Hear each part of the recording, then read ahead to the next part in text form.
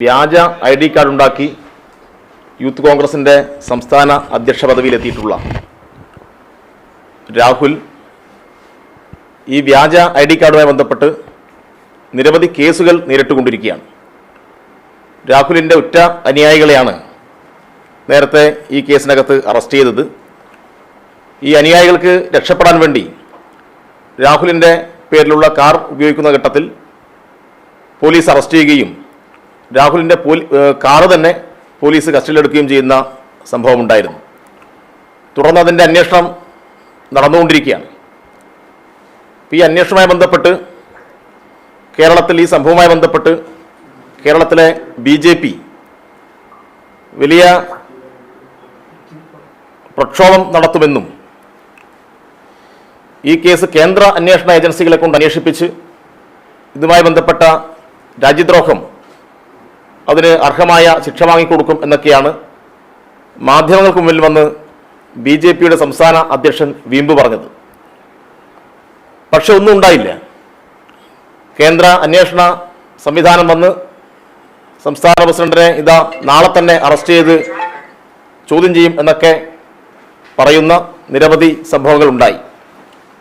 ഇപ്പോൾ മനസ്സിലാക്കാൻ കഴിയുന്നത് ഈ കേസ് കേന്ദ്ര ഏജൻസികൾ അന്വേഷിക്കാതിരിക്കാനും കേസ് ഒത്തുതീർപ്പാക്കാനും വേണ്ടി അതുമായി ബന്ധപ്പെട്ട പ്രശ്നങ്ങൾ അവസാനിപ്പിക്കാൻ വേണ്ടി BJPയുടെ സഹായം രാഹുൽ തേടിയിരിക്കുന്നു എന്നുള്ളതാണ്. ഈ രാഹുലിനെ സഹായിക്കാൻ വേണ്ടി ഇതുമായി ബന്ധപ്പെട്ട ചർച്ചകൾ നടത്താൻ നേതൃത്വം കൊടുത്തത് തിരുവനന്തപുരത്തെ BJPയുടെ സംസ്ഥാന കമ്മിറ്റി ഓഫീസിൽ വളരെ പ്രധാനപ്പെട്ട ചുമതല നിർവഹിക്കുന്ന കോൺഗ്രസ് മുൻ കുടുംബത്തിലെ ഒരാളാണ്. അയാൾ രാഹുൽ മാങ്കൂട്ടത്തിൻ്റെ സഹപാഠി കൂടിയാണ്. രാഹുൽ മാങ്കൂട്ടത്തിൻ്റെ സഹപാഠിയായിട്ടുള്ള BJP സംസ്ഥാന കമ്മിറ്റി ഓഫീസിലെ പ്രധാനപ്പെട്ട ഓഫീസ് ചുമതലക്കാരൻ ഇതുമായി ബന്ധപ്പെട്ട ഡീൽ നടത്തിയിരിക്കുന്നു.